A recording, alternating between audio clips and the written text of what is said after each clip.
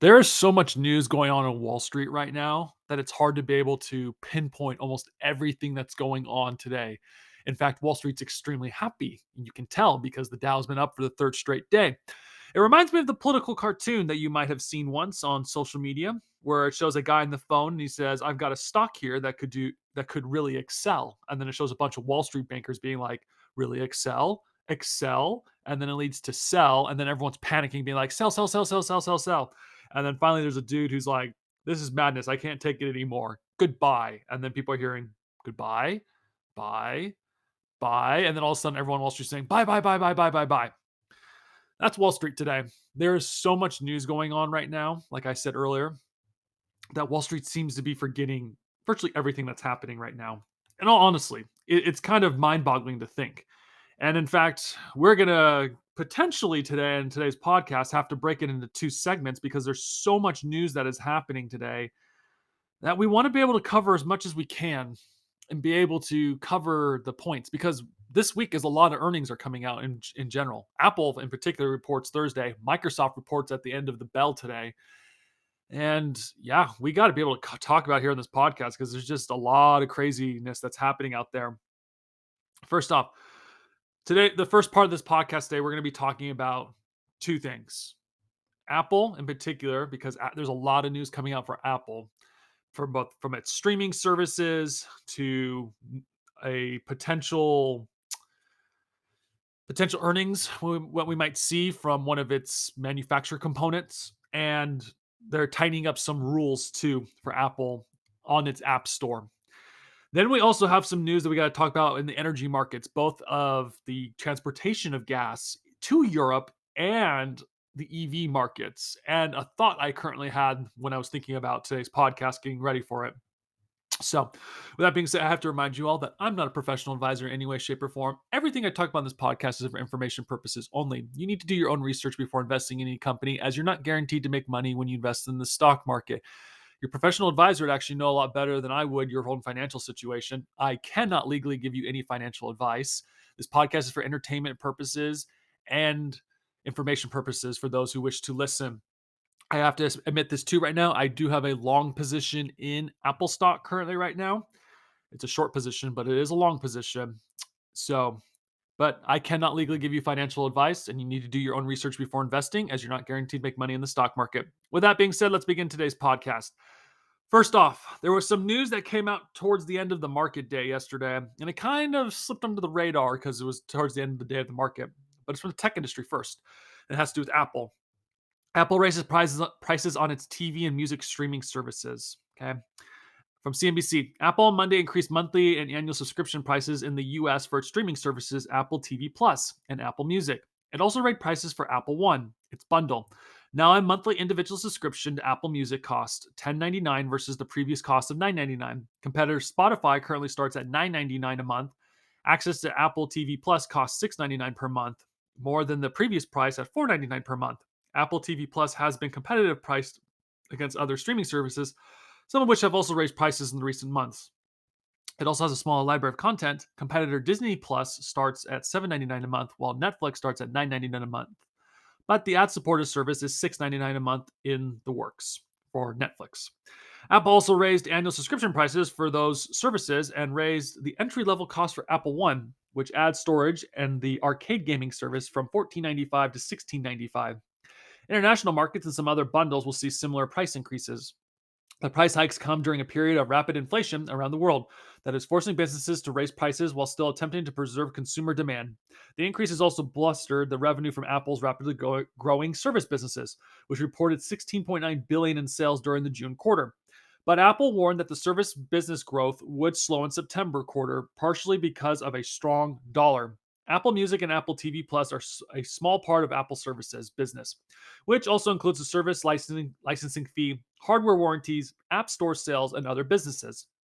The change of Apple Music is due to the increase in licensing costs, and in turn, artists and songwriters will earn more for the streaming of their music, said Apple in a statement. We also continue to add innovation features that make Apple Music the world's best listening experience. We introduced Apple TV at the very low price because we started with just a few shows and movies. 3 years later, Apple TV is home to an extensive selection of award-winning and broadly acclaimed series, featured films, documentaries, and kids and family entertainment from the world's most creative storytellers. You know, Wall Street was talking earlier before we started this podcast about how Spotify releases earnings. I think it was today after the bell, and that they were looking into Spotify to see how the ad revenue business is going well. Snapchat got destroyed the other day, as we had mentioned on this podcast. And I have to say, this is going to be interesting to see where Apple's at too when they report earnings on Thursday. Now, granted, their Apple Music, Apple Podcast isn't a huge revenue boost for them. I mean, it makes enough money for them to make like a decent chunk of change on the side.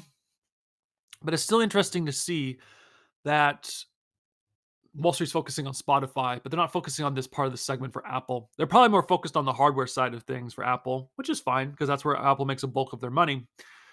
But it's interesting to just, like I said, to see that they're raising prices now across the board and then what that means for advertising revenue for their Apple podcasts. And all honestly, I mean, when if we are in this recession that they keep telling me we are, then we're going to see ad revenues potentially down, especially in Apple Podcast or Apple Music across the board. So it'd be interesting to see when they report earnings if what they say in that report is going to determine where the stock currently goes. But with that being said, we also have more news from Apple, which is really mind boggling that Wall Street hasn't taken this into effect, especially today. If you look at Apple stock currently right now, it's up, at least at the time of the recording of this podcast. And Apple's, and this is the news that's being reported at least. Apple glass supplier Corning warns smartphone and tablet sales slowed during this corner. Okay. Corning stock fell over 4% on Tuesday morning after the company reported a weaker than expected outlook for the current quarter, blaming slow smartphone glass sales. Corning makes a variety of different components and supplies many of the top electronic companies like Samsung and Apple, which report earnings this week amid concerns over slowing consumer electronics sales. But there's optimism that slowing electric sales won't hurt the high end of the market as much as the less expensive devices. Corning says it expected 3.55 billion in core or adjusted sales for the fourth quarter, short of FactSet analysis consensus on 3.75 billion. The company said that it would wait to see positive signs before telling investors about future recovery in the business. In the quarter ending in September, Corning saw smartphone unit sales decline 14% on the annual basis and tablet and notebook demand fall 17%. Corning CEO Wendell Weeks said on the earnings call, he added that annual automotive production is also behind his previous expected pace. Quote, so now the question is, when will the glass market recover? Asked Weeks. My answer is we would like to see additional positive evidence before we guide a robust recovery in glass demand. Corning's biggest business is making cables and components for fiber optic systems, which grew 16% to 1.31 billion during the quarter. But the company saw a 28% annual decline during the quarter to 687 million in sales. And the displays technology division, which makes glass for smartphones and other computer displays. And the consumer electronics slowdown doesn't seem to be getting better this year, Weeks said. Quote, we now expect smartphones to be down 12% for the year. And we expect the year-over-year decline in smartphone, notebook, and tablets to be greater in the second half than in the first half. Cumming reported third quarter sales of 3.49 billion under FactSet consensus of 3.66 billion and adjusted earnings per share of 51 cents in line of the expectations. So I'm wondering if Apple services is going to be what's going to save Apple if their sales are down by 14% and hence why the stock is climbing right now. Because if they're saying that they're going to be down 14% potentially, that means Apple stock should maybe go down by 7%. I mean, maybe, because if they're claiming that, maybe Apple's other suppliers, or maybe they had too much of an abundance of the glass back in the day. And Apple did cancel a lot of their, I think, manufacturing some of their phones too. So the fact that there's this warning and yet Wall Street's not even batting an eye over it is raising some concerns, at least in my opinion. I mean, Apple's still Apple. They have a bunch of cash on hand, most likely. And obviously, they've expanded their business model, so it's more than just hardware. So it's going to be interesting. We need to keep an eye out for this report. And the last thing that Apple's reporting too, for today at least, Apple tightened its rules on crypto and NFTs in App Store. I didn't even know Apple sold NFTs in crypto, so this makes Apple more intriguing at the end of the day. Says Apple clarified its rules on cryptocurrencies and non fungible tokens, NFTs, lay out what apps are allowed to do and with these technologies. On crypto exchange, Apple said it updated App Store rules on Monday. The apps may facilitate transactions or transmissions of cryptocurrencies on approved exchange, but the app can only be offered in countries or regions where the licensing and permission is to operate crypto exchange. Apps may not have their own mechanisms to unlock content or functionality, so the cryptocurrencies or cryptocurrency wallets. Apple has clarified the rules on NFTs, which can be digital representative and real life assets such as artwork and are usually purchased using cryptocurrency. The guidance says apps may use an app purchases to sell NFTs and sell services related to them, much as minting, listening, and other transferring of these tokens. Apps can also allow users to browse NFT collections owned by owners so long as the apps do not include buttons, external links, or other calls to action that direct consumers to purchasing mechanisms other than the in app purchases. All of this means that sort of trading services for NFTs must use Apple's in app payment mechanism. Apple takes an up to 30% cut in app payments. While this does not ban NFTs in any way, it does put a major restriction on restrictions on the kind of services that can be offered involving NFTs. Given the 30% slice Apple takes, users can view NFTs they own within an app provided the token does not unlock features of functionality within the app. Users often buy NFTs as a way to, as an access exclusive parts of a services or even a sort of membership card for an app, but Apple is saying some of it will not be allowed. And last thing we'll read, it says Apple's 30% cut has long been criticized by app makers who accuse the technology giant of running a monopoly over in app purchases. Apple argues the control over the App Store allows it to ensure the security of apps and payments. It also said that the App Store has birthed a successful app ecosystem, allowing developers to make money. Yeah. So much news going on with Apple. And I think that's one reason why Wall Street has its head in the clouds right now. They're in the clouds saying nothing's wrong, everything's great. So I can't wait for these numbers to come out Thursday. And I expect potentially tomorrow when there's more news coming out that there's going to be more news on Apple. As we get closer to those earnings, expect more news potentially from Apple coming forward. But it's just interesting right now.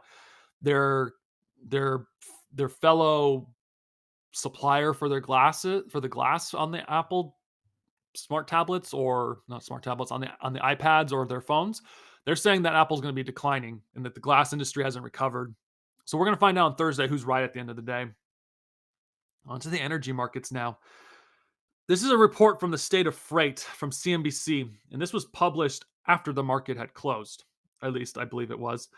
It says a wave of LNG tankers is overwhelming Europe in energy crisis and hitting natural gas prices. Okay. It says the US is exporting more LNG to Europe as a result of Russia's war in Ukraine and cuts made to natural gas supplies ahead of winter. There have been a buildup of LNG vessels waiting to unload at ports with Europe infrastructure unable to handle the increase of LNG shipments. 60 LNG tankers have been idling or slowly sailing around northwest Europe, the Mediterranean, and Iberian Peninsula, according to marine traffic. One is anchored at the Suez Canal. 8 LNG vessels that came from the US are underway in Spain port. The wave of LNG tankers have overwhelmed the ability of the European regasification facilities to upload the cargo in a timely manner, said Andrew Lipole, president of Lipole Oil Associates. These delays postponed the tankers' return to the Gulf Coast of the United States to pick up the next load, according to Lipole. As a result, natural gas inventories rise more than the market expected. The underlying infrastructure issued is a lack of European regasification capacity due to a storage of regasification plants and pipeline connecting countries that have regasification facilities. As a result, the amount of LNG on the water floating storage increases and in turn drives down the price of natural gas. Yeah, I don't think that's going to drive down the price of natural gas. I think it's going to end up raising it at the end of the day. And the only reason I say that is if they can't get it out and there's a demand for gas being consumed right now, how is that going to cause prices to go down? Unless they're thinking like, oh, once we get it out of these ships, then it'll cause our prices to go down. But if you look at the map currently right now that they post on CNBC, it shows like literally you can see, and I would advise looking this up if you can. There's a lot of dots all over the Atlantic Ocean, the Mediterranean, in North Europe, and there's even one near Russia, but we won't worry about that one. But there's a lot of tankers in the ocean that are carrying this gas to Europe currently right now. I mean, they're saying here too, it says Europe gas storage continues to rise and now exceeds 93%, said a managing director of global oil and gas for the Clearview Energy Partners of LLC. A lot of gas is out there, and it's good to see that Europe's getting it. But at the end of the day, if they can't get it out in time and if they're having backlogs like we're facing here in the United States with our own shipments right now, will that eventually cause gas prices to go up too in Europe? Unless they have so much gas coming in now that they don't need to worry about it. Who knows? It's hard to tell. But what's also there's more energy news and has to do with in Europe as well with France. From the sustainable energy from CNBC. France enters white gold rush as top producer aims to supply Europe with lithium. I didn't know France had a lithium production center, so this gets interesting with France. It says Paris headquarter minerals giant Emrias plans to develop a lithium extraction project that is hoped that will meet the demand and secure supply for Europe's emerging electric vehicle market. In a statement Monday, the company said in the ME project would be located at a site of the center of France, with the company targeting 34,000 metric tons of lithium hydroxide production each year from 2028. According to the business, this levels of production would be enough to equip approximately 700,000 electric vehicles per year. Alongside of it use in cell phones, computers, tablets, and a host of other gadgets, synonymous with modern life, lithium, which has been dubbed the white gold, is crucial in the batteries that power electric vehicles. This project being planned by Imerius, I think that's how you say it. Imirs, I think that's how you say it. Imirs is taking shape at a time when the major economies like the EU are looking to ramp up the number of electric vehicles on the roads. The EU plans to stop the sale of new diesel and gasoline cars and vans from 2035. Okay, so there's another area of the world where gasoline cars are going to be canceled. We know right now in California it's going to be ending, in New York it's going to be ending, and now the EU is on the chopping block too for gasoline powered cars. It says the UK, which left in the EU on January 31st, 2020, is pursuing similar targets. And yeah, we've talked about the UK, I believe, as well in this podcast. With demand for lithium rising, the European Union, of which France is a member, is attempting to shore up its own supplies and reduce dependency on other parts of the world. And the translation of her State of the Union speech last month, European Commission President said lithium and rare earths will soon be more important than oil and gas. As well as addressing security of supply, von der Leyen, who also switched between several languages during her speech, also stressed the importance of processing. Today, China controls the global processing industry. She said almost 90% of rare earths and 60% of lithium are produced in China. Yeah, it would be produced in South America if the South American countries can get their acts together and be able to actually drill. But sadly, that's where the biggest one is located. It's somewhere in South America, not China. But the sad thing is, we can't get to it because no one was willing to put in the financials down in South America to be able to drill for it. So, continuing on the article, it says so identify strategic projects all along the supply chain, from extracting and refining, from processing to recycling. She added, "We will build up strategic reserves where supply is at risk." Back in France, Emery says that it's financing what is described as a technical scoping study in order to explore various operational options and refine geological and industrial aspects related to lithium extraction and processing methods. You know, they say it's the new gold in the making, and it's going to be more valuable than oil. I still personally believe the chip industry is going to be more valuable soon than the lithium industry. And the only reason I say that is chips are needed when you have to make the cars, and chips are also needed for the military side of as things as well. We've read about how there's alliances happening because of the chip industry. I'm not reading reports of alliances being formed because China owns most of the lithium control in the world. I mean, if countries really wanted to, they would mine their own lithium if they really wanted to. If it's really the new oil, oil still rules the world in some way, shape, or form, at least for now. But it got me thinking last night as I was doing some research for this podcast today, because like I always do, I try to see if there's any big news that I'll miss from the night before, because by the time I wake up in the morning to start recording, A lot of news has been thrown out the window because you had a lot of stuff that happens in the Asian markets and the European markets. And so it's good to be able to freshen up on some things the night before to figure out what's happening. But I thought I had, as I was doing some research, I said, they're making a giant push for the average consumer to get electric vehicles. And then this thought occurred to me. I said, are militaries going to be getting involved in electric vehicles as well? Because if they are, how's that going to change wars potentially? How is that going to change how we look at things? And then I found this from October 7th. US Department of Defense embracing electric military vehicles using GM's Ultima platform. Tactical military vehicles are about to get electric upgrade. GM Defense, a business unit of General Motors focusing on advanced defense mobility needs, was selected by the Defense Innovation Unit to develop a battery pack that would be used to functional electric military cars. The need to reduce our reliance on fossil fuels and transition to clean energy alternatives is becoming more evident as unpredictable weather events, including extreme heat, drought, flood, hurricanes, etc., continue to intensify across the globe.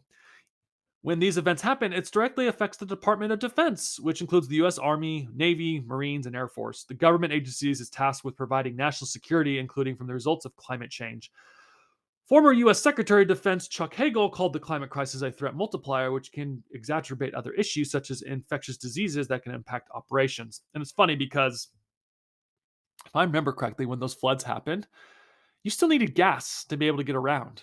And now our military is looking, at least in the United States, is looking to get into electric vehicles. I mean, I can imagine that order. It's like, soldier, you are expected to arrive at this area in something 100 hours. Take your electric vehicles with you and make sure you bring a charging plug with you because we might not be able to provide you with electricity as you get farther into the enemy's lines. I think it's a little ridiculous because I mean, electric vehicles in war, I just don't see it currently right now. I mean, the US government's gonna be spending this money to now probably fund to get electric vehicles in there right now. Because what's also interesting too, I actually did a little bit more research into why electric vehicles could be bad for the military. And I found this article from getjerry.com. Okay. Now, granted, this might be just their opinion at the end of the day, but it's still an interesting read to look at. It says there are certainly benefits to making the switch to electric vehicles for the Army fleet. The vehicles would be quieter than their gas powered counterparts. Electric engines don't run on the same risk as catching fire as gas engines. The Army will not be changing to electric just yet. Now, granted, this was made in 2021, it's now 2022. Though EVs may take several hours to charge while refueling, the gas only takes minutes. Building enough charging stations to power the entire Army fleet would require significant time and resources. This leaves the Army in a difficult position. At some point, as the world's vehicles become increasingly electric, the Army will likely have to make the switch. For now, gas is reliable and much easier to stick with its fleet status quo. Electric tanks and Humvees have seen like a distant idea right now. However, they may be more particular as other vehicles like electric vans make their way into the market. Everyday drivers also weigh on the pros and cons of switching to EV from the initial price to easy of charging. Yeah, I don't see electric vehicles becoming a thing for the military. In all honesty, that's something I wish someone would ask uh, a a president elect in the making, or just any politician who's like, we need to go green. We need to get more electric cars out there. I really want someone to ask them, be like, so does that mean the military is going to change? I honestly wonder if that's something they've thought about. They've been making such a giant push on the average American to switch to electric that I don't even think they've thought about their own military. I mean, can you imagine you're in war if you are a soldier and you're having to drive an electric vehicle? Granted, it's quieter, right? But then you run out of gas. Then it's like, okay, like let's go plug in our car, which will take who knows how long to charge. Not only that, but if I become a country and I realize, my enemy has to charge up their vehicles, why don't I just turn off my power grid? Honestly, I just don't see that working in the long run. I just don't. Going back to Electrek, though, for the on the news about the electric vehicles, it says one of our primary focuses of the campaign is introducing functional military electric vehicles. The Defense Innovation Unit, a division of the DoD aimed at accelerating advanced technology use throughout the military, announced Thursday it has chosen GM's Ultimatum platform to test and analyze for tactical electrical vehicles. You know, U.S. government's going to be using money from taxpayers now to figure out if electric vehicles is the way to go.